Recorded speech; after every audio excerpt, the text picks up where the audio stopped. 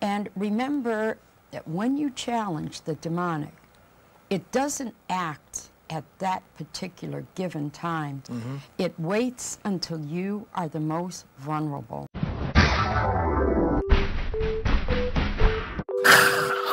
Hey guys, it's Nessie and welcome back to Neror. Hari ini kita punya topik yang sangat menarik. Ini adalah salah satu kasus yang pernah mengguncang Amerika. Satu kasus pembunuhan yang terjadi karena kerasukan iblis. Ini adalah kasus pembunuhan yang dilakukan oleh Arnie Johnson. Dan juga merupakan kasus yang menginspirasi film Conjuring 3 yang baru aja rilis, The Devil Made Me Do It. Kasus ini adalah salah satu kasus yang ditangani oleh Ed dan Lorraine Warren. Buat kalian yang udah nonton Neror lama, pasti tahu. Kita juga udah sering banget bahas. Bahkan 3 tahun lalu ada satu video dedicated buat mereka. Basically, Ed sama Lorraine Warren ini adalah pasangan investigator paranormal paling terkemuka di dunia yang mendirikan New England Society for Psychic Research (NESPR), kelompok pemburuan hantu tertua di New England. Mereka punya museum sendiri, menulis banyak banget buku tentang hal-hal berbau paranormal dan beberapa film yang terinspirasi dari penyelidikan mereka. Dan mereka mengklaim bahwa mereka menyelidiki lebih dari 10.000 kasus selama karir mereka. So yes, salah satu kasus yang mereka selidiki adalah kasus kerasukan dan pembunuhan yang dilakukan oleh Arnie Johnson yang terjadi tahun 1981 dan merupakan kasus pembunuhan pertama di Brookfield, Connecticut setelah 193 tahun.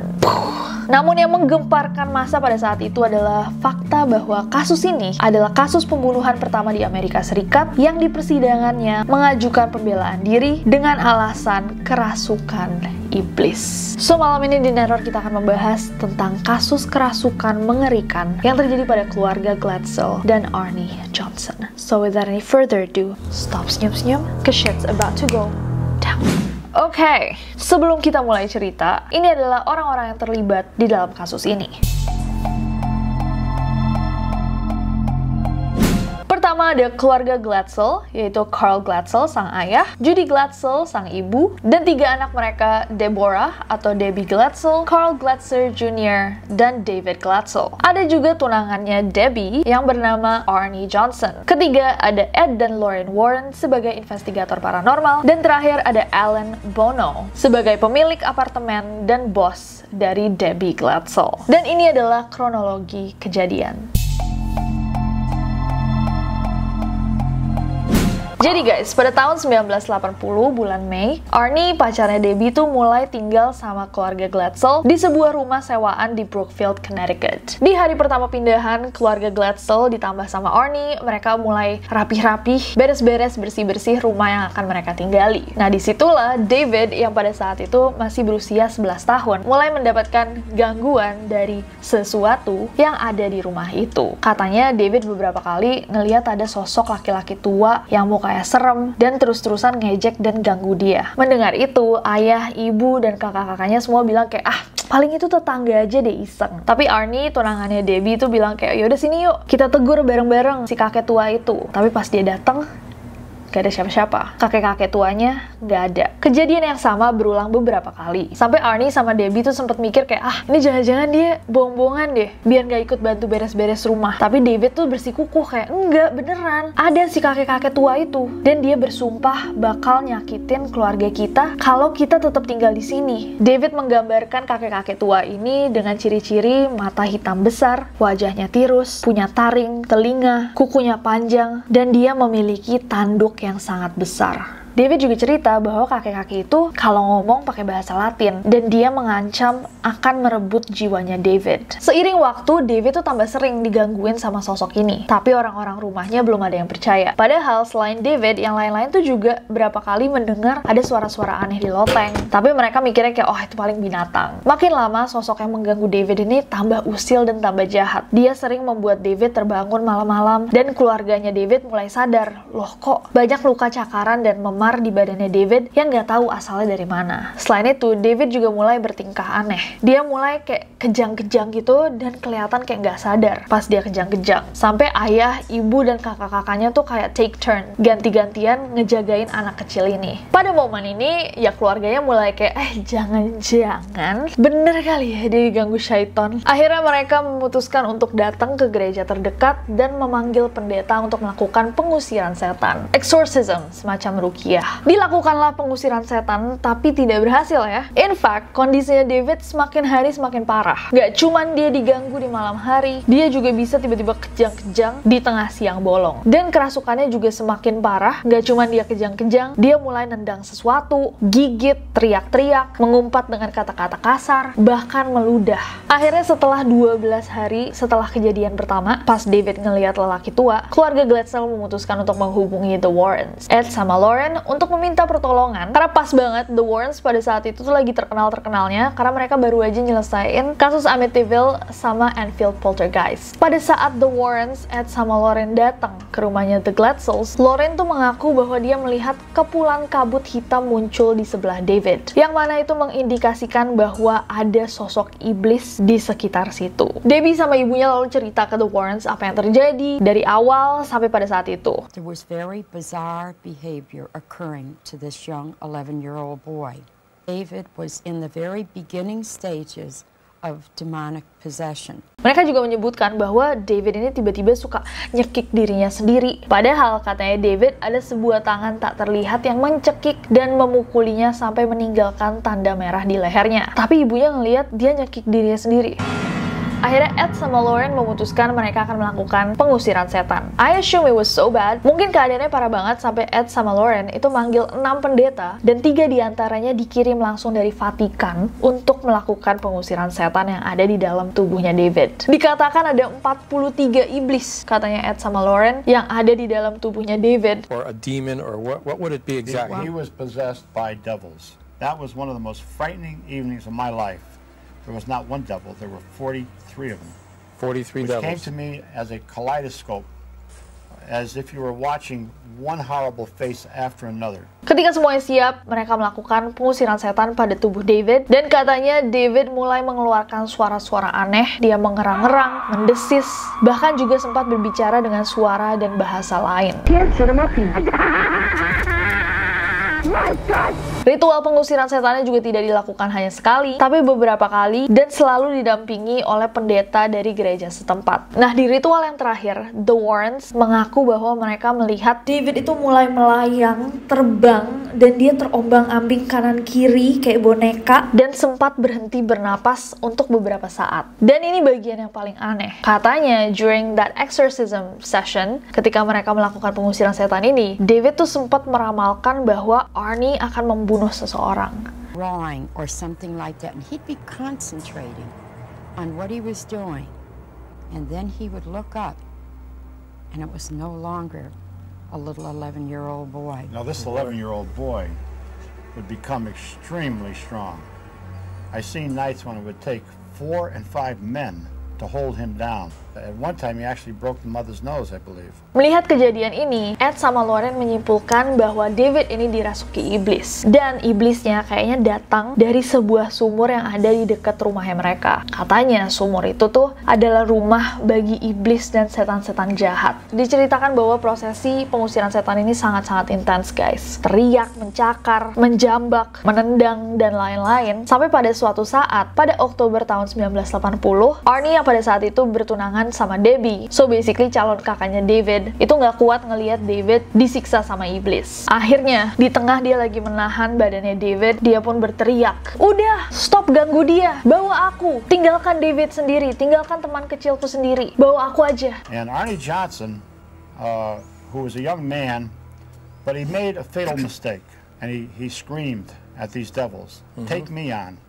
Leave my little buddy alone." Tapi kalau kita baca-baca di artikel-artikel, dibilang bahwa dia memprovokasi dan mengejek, bukan yang kayak menyerahkan dirinya sebagai pahlawan gitu, tapi lebih kayak, udahlah gua aja gitu kali. Nantang dia, nantang X ngejek. Nah, setelah dia nantang iblis itu, malamnya diceritakan bahwa Arnie ini hampir saja mengalami kecelakaan saat dia kehilangan kendali setir dan mobilnya hampir menabrak pohon. Di situ Arnie mikir kayak, oh jangan-jangan iblisnya marah beneran karena saya ejek dan saya tantang. Arnie lalu balik balik ke rumahnya Debbie, ke rumah keluarga Glatzel, dan memutuskan untuk ngecek sumur yang disebut sama The Warrens. Dia penasaran tentang iblis yang selalu mengganggu David. Katanya Arnie sempat melihat dengan mata kepalanya sendiri sosok iblis yang selama ini mengganggu David dan keluarga Glatzel. Pas dia ngelihat ke sumur itu, langsung plek, dia kesurupan. Dipanggillah pendeta setempat untuk mengeluarkan setan yang sekarang ada di tubuhnya Arnie. Pendeta sama keluarga Glatzel berpikiran bahwa kayaknya dia adalah korban setelahnya. Akhirnya Arnie sama Debbie itu memutuskan untuk pindah dari rumah Glatzel ke sebuah apartemen kecil milik seorang laki-laki bernama Alan Bono yang jaraknya nggak terlalu jauh juga dari rumah keluarga Glatzel. Selain punya apartemen itu, ternyata si Alan Bono ini juga punya bisnis grooming anjing gitu. Dan karena Debbie waktu itu nggak punya kerjaan, akhirnya dia ditawarin untuk kerja di situ. Sementara Arnie kerja di salah satu perusahaan kontraktor. Namun sayangnya, upaya mereka untuk keluar dari rumah keluarga Glatzel untuk menjauhi iblis itu tidak berguna sama sekali. Karena Arnie ini tetap aja kerasukan-kerasukan dan diganggu-ganggu iblis bahkan di apartemen baru mereka. Kalau pas kerasukan, Arnie ini jadi aneh gitu. Dia suka teriak-teriak, menggeram seperti binatang, berhalusinasi. Tapi setelah itu pas sadar, dia nggak ingat apa-apa. Dari situ, Debbie sama Arnie sadar bahwa gangguan iblis itu nggak cuma ada di rumah keluarga Glatzel, tapi akan terus mengikuti Arnie kemanapun dia pergi. Kronologi pembunuhan. Pada 16 Februari tahun 1981, Arnie izin nih sama bosnya, bilang bahwa dia nggak bisa masuk hari itu karena dia merasa tidak enak badan. Tapi Arnie lagi nggak pingin di rumah sendirian, dia takut juga. Akhirnya dia pergi ke tempat kerjanya Debbie. Kebetulan kan bosnya si Alan Bono itu, yang punya apartemen yang ditinggali mereka. Jadi Arnie juga kenal. Arnie juga ngajak adiknya Wanda dan sepupunya Debbie yang bernama Mary, yang waktu itu usianya baru 9 tahun. Pas sampai di tempat kerjanya Debbie, Alan menyambut tamu-tamu ini dengan beli makanan, beberapa minuman, dan alkohol dari Mug and Munch. Menurut ceritanya Wanda dan Mary, pas siang itu mereka masih baik-baik saja. Ngobrol, Alan beberapa kali bikin jokes-jokes receh. Namun emang pada saat itu tuh kelihatan kayak Alan tuh banyak minum. Dan habis makan siang, Arnie ngecek radionya Alan yang katanya rusak dan nyoba untuk benerin. Sedangkan Debbie sama Alan lanjut kerja ke kandang anjing. Wanda sama Mary pun diajak untuk coba ngurus-ngurus anjing-anjing lucu gitu kan. Selesai ngurus anjing, Alan ngecek radionya yang baru aja dibenerin dan dia nyetel lagu kenceng banget sambil partying gitu, kayak nari-nari, seru-seruan. Karena udah mulai nggak kondusif, kayak udah mulai aneh nih. Akhirnya Debbie ngajakin Wanda sama Mary untuk keluar beli pizza. Tapi dia juga nggak mau lama-lama karena takut kalau ada sesuatu yang terjadi kan. Selesai beli pizza, mereka balik dan Alan ngajak mereka naik untuk party bareng. Tapi dia kelihatannya udah kayak, wow ini mabuk banget sih gitu. Mereka naik untuk ngasih pizza lalu pamit. Karena situasinya udah nggak enak buat anak-anak kecil ini kan. Tapi pas mau pulang, Alan tuh sempat narik-narik tangannya Mary yang umurnya 9 tahun ya tadi, apa 11? 9 tahun, dan gak ngebolehin dia pulang, kayak udah sini aja kita nari-nari gitu. Debbie pada saat itu menepis tangannya Alan lalu menarik Mary. Mary lalu lari ke mobil dan Wanda ngumpet di balik tubuhnya Arnie. Katanya di situ Wanda, Alan sama Debbie sempat mendengar Arnie menggeram sebelum akhirnya jalan ke arahnya Alan, memukulinya dan menusuknya berkali-kali dengan pisau lipat berukuran 5 inci sekitar 130 mm dan Alan pun akhirnya meninggal di tempat beberapa jam kemudian. Kehabisan darah. Arnie lalu ditemukan sekitar 2 mil, 3 km dari tempat kejadian dan langsung ditahan di Bridgeport Correctional Center dengan jaminan $125.000. Dan kasus ini menjadi kasus pembunuhan pertama setelah 193 tahun gak ada pembunuhan sama sekali di sejarah Brookfield, Connecticut. Dari hasil pemeriksaan ditemukan 4 atau 5 luka parah di tubuhnya Alan. Kebanyakan ada di dadanya dan 1 luka yang sangat besar membentang dari perut sampai jantungnya. Polisi lalu mewawancarai saksi mata, ada Debbie, Wanda, sama Mary, dan cerita mereka semua checks out sama persis, dan polisi pun menyimpulkan bahwa Arnie tetap bersalah. Polisi nggak peduli soal kesurupan, raungan binatang, dan lain-lain. Yang mereka pertimbangkan tentu hanyalah soal rebutan Mary yang tadi dinilai lebih masuk akal sebagai alasan pembunuhan. However, Ed sama Lauren Warren dan pengacaranya Arnie, Martin Minella, nggak terima sama keputusan tersebut. Mereka yakin bahwa Arnie tidak bersalah karena dia melakukan pembunuhan tersebut atas dasar bisikan iblis. Sang pengacara Martin bahkan sampai memanggil para pendeta Vatikan yang waktu itu sempat datang untuk pengusiran setan di badannya David. Padahal sebenarnya mereka nggak boleh ngomong tentang exorcism di dunia luar, itu kayak salah satu aturannya Vatikan. Hakim Robert Callahan akhirnya memutuskan untuk menolak permohonan Martin dan Ed dan Lauren karena menurutnya pembelaan yang mereka ajukan tidak relevan dan tidak bisa dibuktikan secara ilmiah. Juri kemudian berunding selama 15 jam dalam 3 hari. Sebelum akhirnya pada 24 November tahun 1981 mereka memutuskan untuk menjatuhi Arnie Johnson dengan vonis pembunuhan tingkat 1 dan dihukum penjara selama 10-20 tahun. Namun Arnie akhirnya dibebaskan setelah 5 tahun penjara karena good behavior, perilaku baik.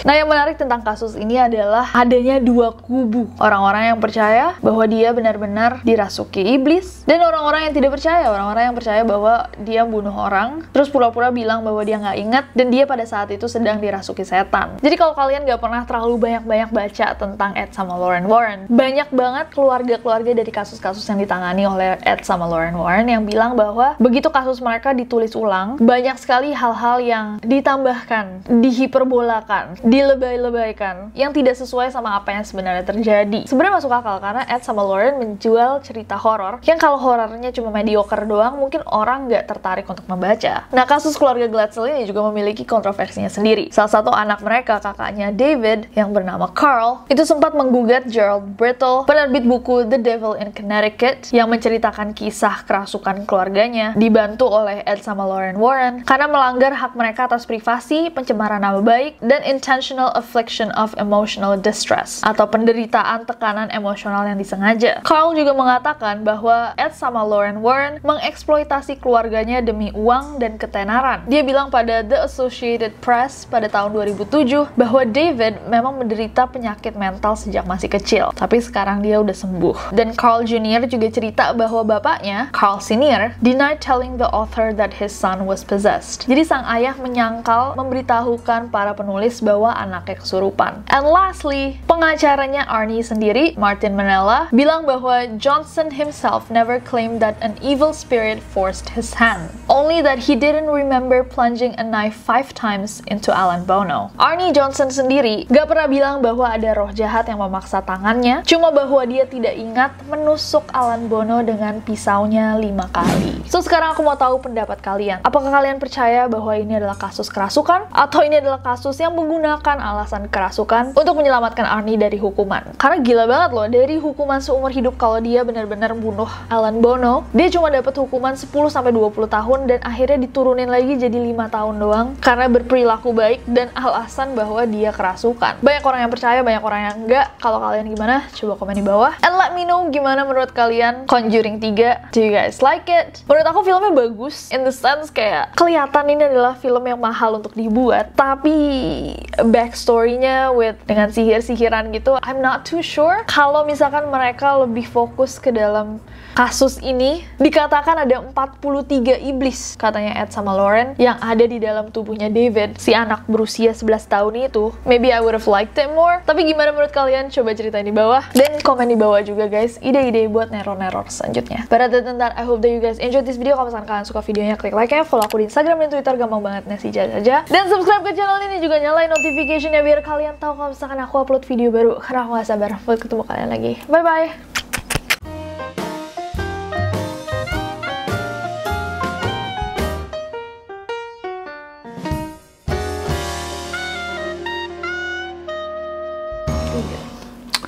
Wow.